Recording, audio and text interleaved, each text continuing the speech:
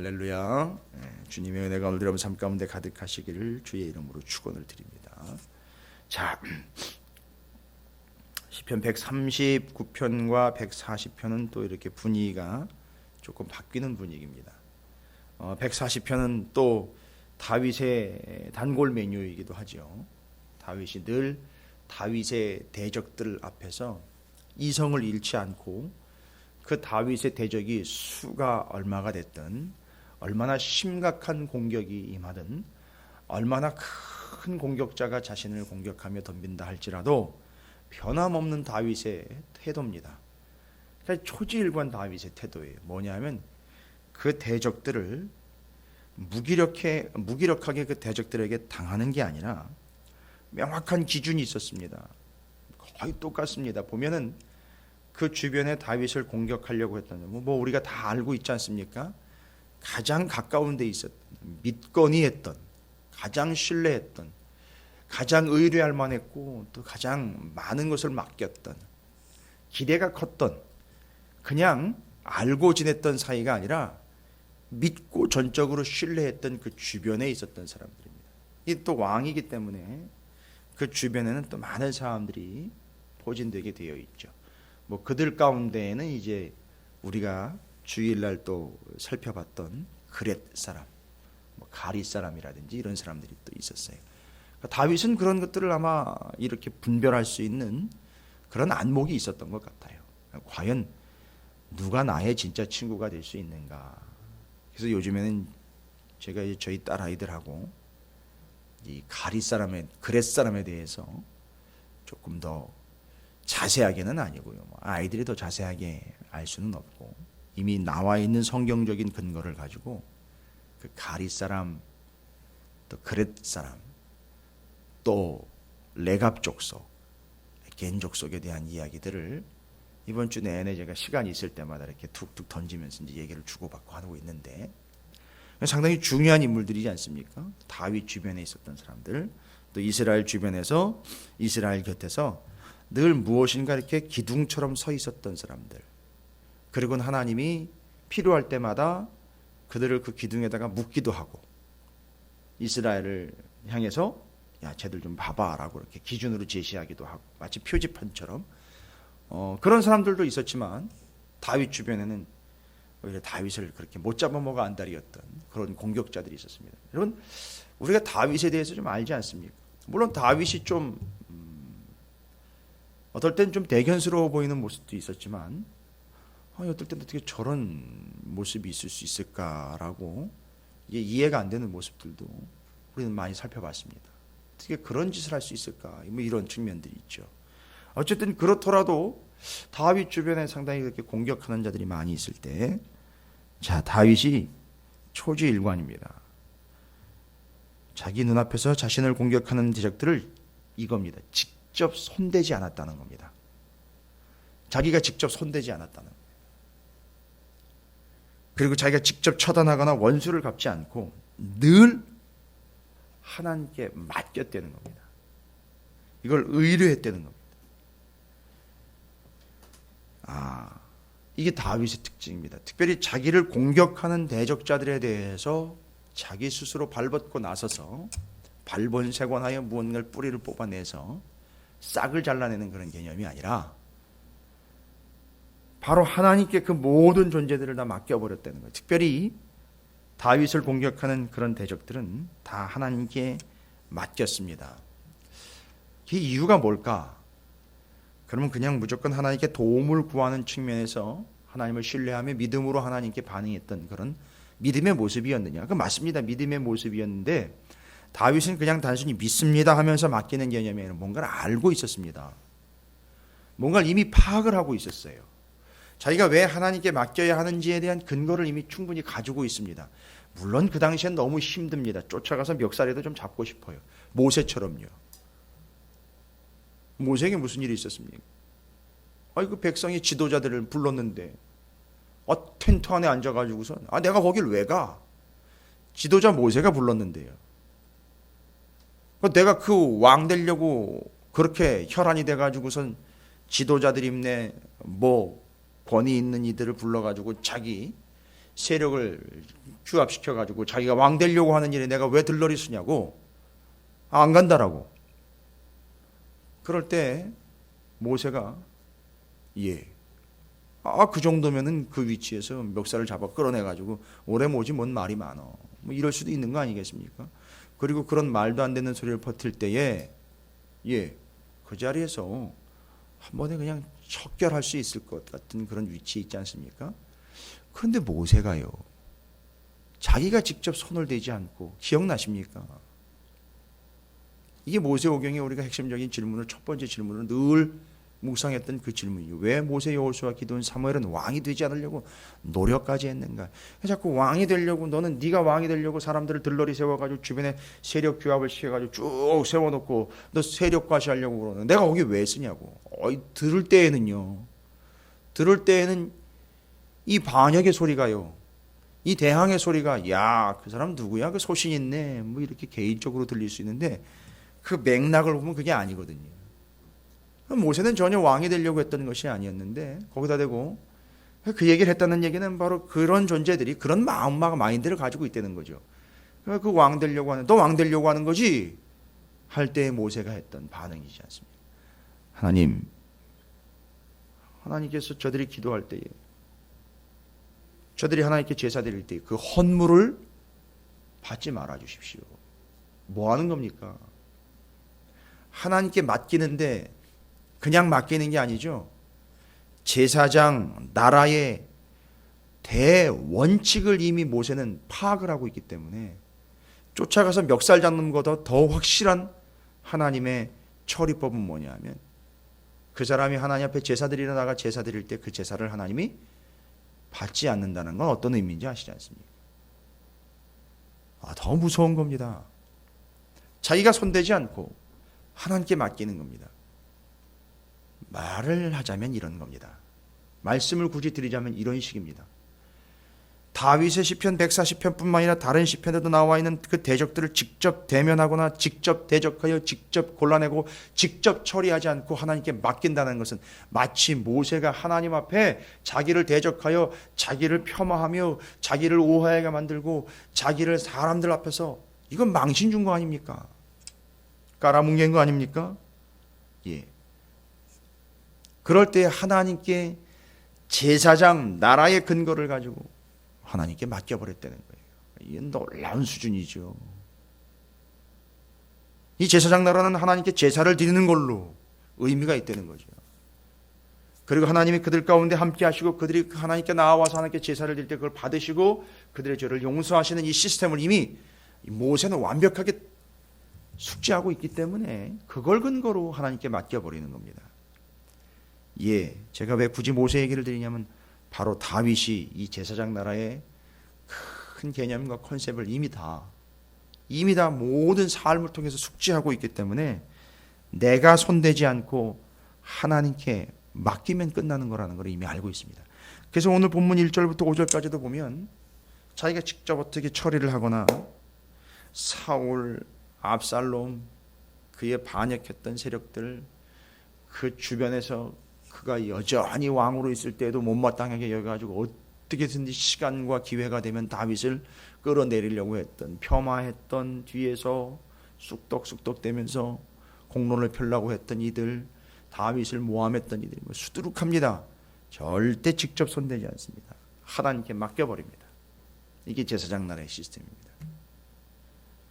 여러분, 제사장 나라의 시스템, 막연하게 제사장 나라이니까 제사장이 서 있고 성막이 있고 거기 제물 가지고 들어가 제사 드리는 뭐 이런 시스템만 자꾸 이해를 하는데, 그 안에 담겨 있는 원리가 뭡니까? 여러분, 그래서 좀 시간이 지나갔지만 제사장 나라의 그 시스템과 그 대원칙과 원리, 그 안에 담겨 있는 거예요. 하나님이 아브라함에게 약속하셨던, 한 민족인 너희가 모든 민족을 구원받게 하기 위하여 너희를 제사장 나라 만들게 돼. 제국 만들지 않고 제사장 나라 만들겠다. 여러분 잘 보십시오. 모세오경을 보면 창세기 출애굽기에서 제국으로 넘어가려고 했던 애굽에서 너희는 그 제국의 시스템, 왕국의 시스템이 아닌 제사장 나라로, 심지어 제국까지도 하나님께 구원을 얻게 해야 될 축복의 통로로 한민족으로 선택이 됐다. 그래서 제국에서 끄집어 냅니다. 하나님께서요. 이걸 단순히 구원이라고만 볼 필요가 없습니다. 당연히 구원이 맞습니다만 거기에는 성경 전체를 봤을 때 저 성경의 맨 뒤에 로마가 교회를 극심하게 핍박하고 핍박이 극도로 치닫을 때 AD 90년경 사도 요한이 반모섬으로 휴양을 가고 교회가 극심한 핍박을 받게 될 때 엄청난 고통 가운데에서 교회를 버리고 예수를 버리고 세상으로 도망가 버리고 유대교로 다시 복귀하는 사람들이 막 늘어날 때 교회가 막 문을 닫을 때에 이때 엄청난 극심한 핍박과 고통 속에서 공동서신 9권의 분위기에서 다 도망가라고 할 때, 다 도망가고 다 흩어질 때에 이때 하나님은 교회에게 어마어마한 사명으로 맡겨주신 바 이들이요. 남아있는 교회들과 성도들이 어떻게 했습니까? 처음 모세오경에서 애굽에서 끄집어냈던 그들을 하나님은 공동서신 9권을 보면 로마라는 거대 제국이 다스리고 있는 모든 세계 지역으로 어떻게 합니까? 집어넣습니다. 처음엔 제국에서 끄집어냈던 그들을 나중에는 하나님께서 교회가 되어서 그 교회와 성도들을 그 제국 속으로 집어넣어 파송을 합니다. 이게 성경의 전체적인 구조입니다. 여러분, 이게 제사장 나라예요. 이게 제사장 나라, 하나님 나라로 연결되고 제사장 나라가 하나님 나라에 담겨버리는 의미입니다. 다윗은 이런 모든 개념들과 시스템을 다 이해했던 겁니다. 그러면 우리도 이렇게 이해할 수 있는 바를 다윗이요. 5살부터 어려서부터 그 아버지 이새로부터 충분히 성경 교육을 받았던 다윗이 몰랐을 리가 없습니다. 나는 제사장 나라의 백성이고 기름을 부어서 왕이 된 하나님이 세운 왕이다. 따라서 기름을 붓는다는 것은 여러분 기억하시죠? 기름을 붓는다. 요아스 왕의 이야기가 기억이 나실 겁니다. 열왕기하 10장. 그가 어떤 모습으로 나타났는지. 면류관, 곧 머리에 띠를 두르고 나왔으며 성경책을 옆에다 끼고 기름 부음을 받고 나왔습니다. 기름 붓는다라는 것은 하나님이 하시는 일이에요. 선택했다는 얘기거든요. 그러니까 절대 거기엔 손을 안 댄 겁니다. 하나님이 하신 일엔 손 안 대고요. 자기가 할 수 있는 일도 하나님께 맡기는 게 이게 제사장 나라 시스템을 알기 때문에 절대 사울을 손대지 않은 겁니다. 그냥 이 사람의 배포가 크고 여유가 있고 인격적으로 사울보다 뛰어났기 때문에 손을 안 댄 게 아니고 그 기름 부은 분이 바로 하나님인 거예요. 기름 부음은 제사장 나라 시스템이에요. 이런 기름 부음 받은 자를 자기가 칼로 치면 제사장 나라 자기가 무너뜨리는 거예요. 그건 아니라는 걸 알고 있는 겁니다. 이런 제사장 나라에 대한 시스템을 너무너무 잘 알고 있는 겁니다. 여러분 기억 한번 떠올려 보십시오. 레위기 26장 3절부터 12절. 레위기입니다만 이게 제사장 나라의 원칙을 이야기하고 설명하고 있는 거거든요. 어떤 나라입니까? 제사장 나라가. 레위기 26장 3절부터 12절까지입니다. 기억을 한번 떠올려 보시고 오늘 하루 동안에 한번 묵상의 본문으로 삼아 보시기 바랍니다. 시편 140편과 함께 다윗이 이해하고 있는 제사장 나라, 우리도 이해해야 될 제사장 나라죠. 너희가 내 규례와 계명을 준행하면 내가 너희에게 철 따라 비를 주리니 땅은 그 산물을 내리고 밭에 나무는 열매를 맺으리라. 너희 타작은 포도 딸 때까지 미치며 너희의 포도 따는 것은 파종할 때까지 미치니 너희가 음식을 배불리 먹고 너희 땅에 안전하게 거주하리라. 내가 그 땅에 평화를 줄 것인즉 너희가 누울 때 너희를 두렵게 할 자가 없을 것이며 내가 사나운 짐승을 그 땅에서 제할 것이요 칼이 너희의 땅에 두루 행하지 아니할 것이며 너희의 원수들을 쫓으리니 그들이 너희 앞에서 칼에 엎드려질 것이다. 잘 보십시오. 누가 한다는 얘기입니까? 다 하나님이 하신다는 얘기예요. 이게 제사장 나라의 레위기요. 제사장 나라의 법입니다. 근데 법인데 너희는 이렇게 해라, 이렇게 해라, 이렇게 해라, 이렇게 해라가 아니라 내용을 깊이 보시면 제사장 나라만 믿고 이걸 너희가 인정하면 이 모든 것 지금 내가 그 땅에 평화를 줄 것인즉 내가 그걸 다 제할 것인즉 너희 원수들을 내가 쫓으리니 그들이 너희 앞에서 칼에 엎드러질 것이라. 참 중요한 구절이죠. 네가 차고 있는 칼로 찔러라. 그럼 네가 이길 것이다가 아니라 내가 원수들을 쫓겠다. 너희 앞에서 그 칼에 원수들이 엎드러질 거다. 또 너희 다섯이 백을 쫓고 너희 백이 만을 쫓으리니 너희 대적들이 너희 앞에서 쫓겨다니는데 다섯이 백을 백이 만을 쫓아낸다. 이건 사람이 하는 일이 아니죠. 내가 너희를 돌보아 너희를 번성하게 하고 너희를 창대하게 할 것이며 내가 너희와 함께한 내 언약을 이행하리라. 너희는 오래 두었던 묵은 곡식을 먹다가 새 곡식으로 말미암아 묵은 곡식을 치우게 될 것이며 여러분 묵은 곡식도 없으면 못 먹어가지고선 기억하시지 않습니까? 야곱과 그의 가족이 기근이 들어가지고 애굽으로 들어갈 수밖에 없었던 그런 비참한 상황들이에요. 이삭이요 100배의 열매를 맺을 때 주변에서는 다 기근 때문에 고통스러웠을 때 그거 아니고요. 묵은 곡식 치우고 햇곡식 먹게 된다는 거. 이게 제사장 나라입니다. 묵은 곡식 치우고 햇곡식 거두어들여라 이 개념이 아닙니다. 그렇게 내가 해주겠다라는 거예요. 뭘 어떻게 하면은요. 제사장 나라를 네가 지키면 그걸 네가 그 백성답게 살아가면 내가 내 성막을 너희 중에 세우리니 내 마음이 너희를 싫어하지 아니할 것이며 나는 너희 중에 행하여 너희 하나님이 되고 너희는 내 백성이 될 것이라. 나는 너희를 애굽 땅에서 인도해내어 그들에게 종된 것을 면하게 한 너희의 하나님은 여호와이니라. 내가 너희의 멍에의 빗장을 부수고 너희를 바로 서서 걷게 하였느니라. 내가 이런 하나님이다. 이거 다윗이 정확하게 이해하고 있는 겁니다. 여호수아가 이걸 또 이해를 했어요. 여호수아 23장 10절에 너희 중 한 사람이 1000명을 쫓으리. 여긴요 한 사람이 1000명을 쫓는다라고 설명을 하고 있어요. 여호수아가 이는 너희 하나님 여호와가 그가 너희에게 말씀하신 것 같이 너희를 위하여 싸우심이라. 여러분 이 레위기와 여호수아의 말씀이 다윗이 이해하고 있는 제사장 나라의 대원칙입니다. 다섯이 백, 백이 만, 하나가 1000을 쫓아내버리고 근데 그게 내가 하는 게 아니라 하나님 제사장 나라의 원칙이 지켜질 때에 이런 일들이 가능하다는 거죠. 그러니까 다윗은 무엇을 지키려고 했었냐면 제사장 나라가 무너지지 않는 것 그걸 지켰고 하나님은 그를 지켜주시는 게 돼버립니다. 그래서 다윗은 대적들이 공격할 때 뭐라고 얘기했느냐? 맞습니다. 하나님께 그냥 맡긴 거예요. 이걸 알기 때문에 하나님께 맡긴 겁니다. 여러분 대적은 지뢰가 아니에요. 제거의 대상이 아니라 맡겨버릴 대상입니다. 맡겨야 돼요. 도움을 구하는 것도 믿음이지만 그 도움을 구하는 것보다 더 큰 믿음은 뭐냐면 그냥 맡기는 거예요. 이게 뭔가를 알고 있다는 거거든요. 이런 하나님께 대적들을 맡기고 있습니다. 그게 1절부터 5절까지 내용이 하나님 다 맡깁니다. 하나님께 맡깁니다.